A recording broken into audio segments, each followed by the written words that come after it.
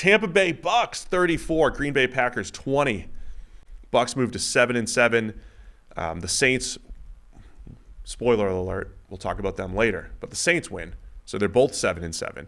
But the Bucks have the tiebreaker, and what an incredible game for the Bucks passing attack. Baker Mayfield finishes 22 of 28 for 381, 13.6 yards per attempt, 4 touchdowns. And honestly, it felt like Baker Mayfield also gets sacked 5 times. And it felt like the only thing that was slowing down the Bucks offense were sacks. Because when Mayfield threw the ball, big plays were being created. I got some stats on that. I know Packers fans unhappy. And the question around Green Bay right now is Joe Barry, defensive coordinator, is he going to have a job by the end of the day here? As good as this was by the Bucs offense, I think it was that bad for the Packers defense. I think this goes both ways. This was a horrendous defensive effort and a really incredible offensive effort by the Bucs. Chris Godwin goes 10 catches for $155. Rashad White with another big game for the Bucs. Really impressive effort for Tampa Bay here.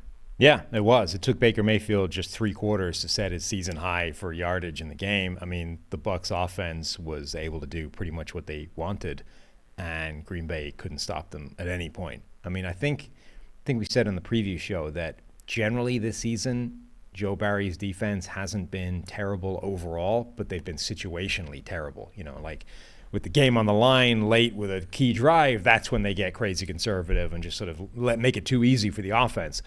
I mean, this was a game where the entire game was too easy for the offense. Like, this is the game that's what you use if you want to get the guy fired. Like, this game is evidence.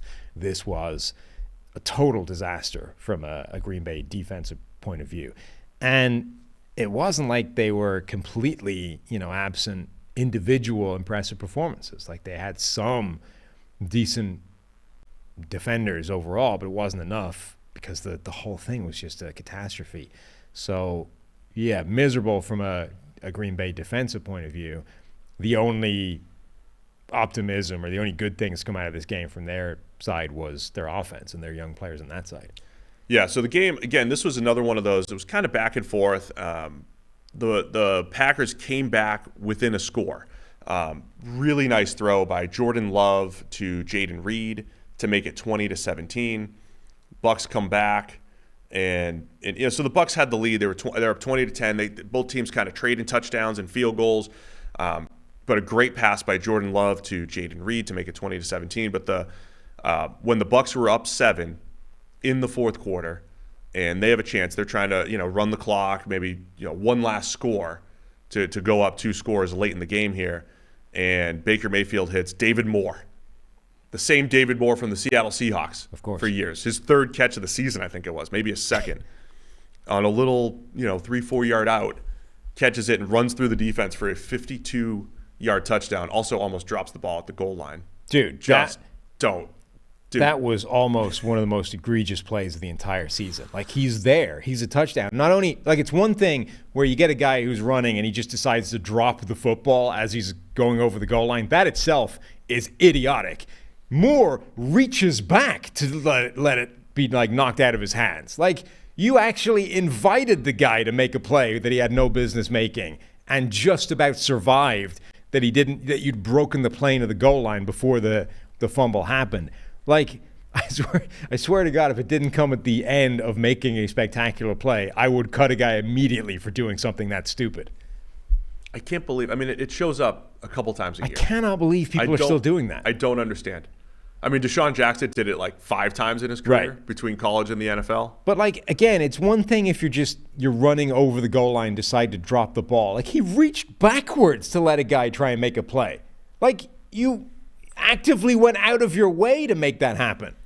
No, I would make every single practice, I'd make everybody run the 10 yards of the end zone all the way through. Right. The ball only leaves your hands once you've cleared the dead ball line at the end of the end zone. Correct. If you think about doing it before that, you're running laps or whatever the NFL equivalent is. Anyway, that capped the incredible statistical outing for Baker Mayfield. So coming into the game, Mayfield was 27th out of 34 qualifying QBs in completion percentage on 10-plus yard throws.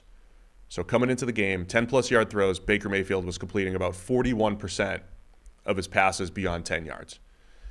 In this game, he goes 10 of 11 for 204 and 2 touchdowns. It was a great game by Mayfield. He was throwing in rhythm, very accurate, excellent game by Mayfield. Again, though, I think we have to look at it from a Green Bay perspective as well. The defense was horrendous. We'll see if changes are coming there. But yeah, can't think of a much worse 6-day stretch for the Packers. So Miami blew a terrible game on Monday Night Football, bounced back with their win, pitch a shutout.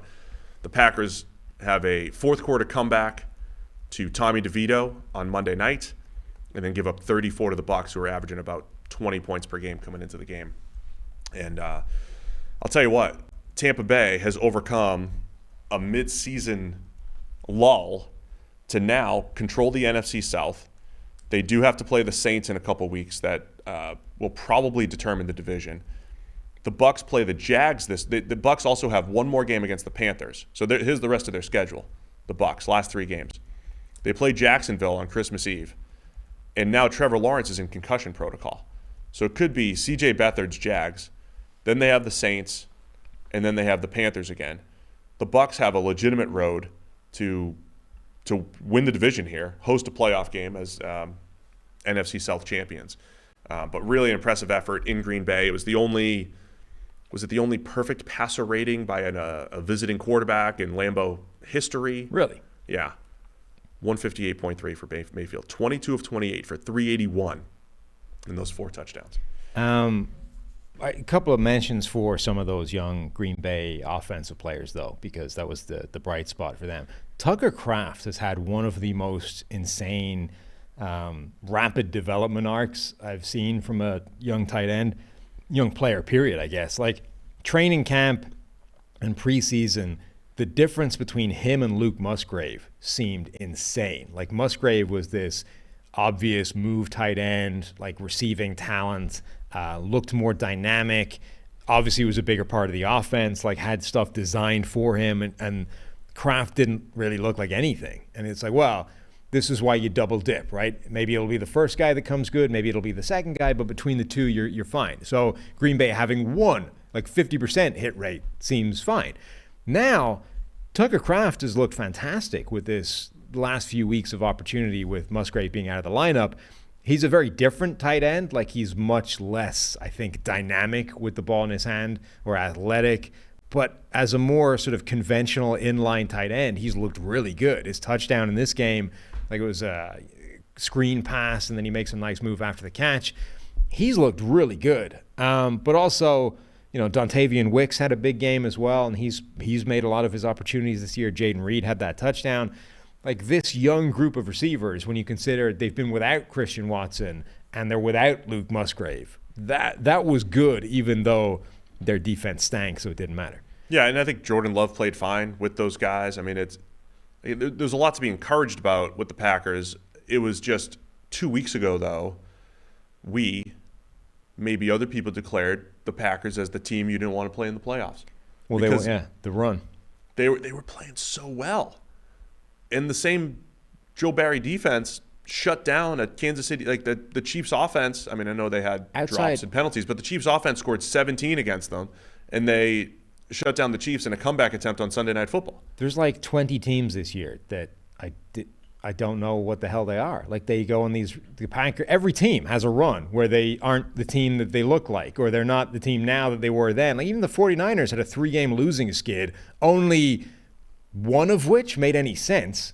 Like the Cincinnati game when the Bengals were playing great. Right. That's the one where you're like, okay, fair enough. They just ran up against another really good team. But they lost the game to the Vikings, and who was the other team they dropped to? Browns. Right.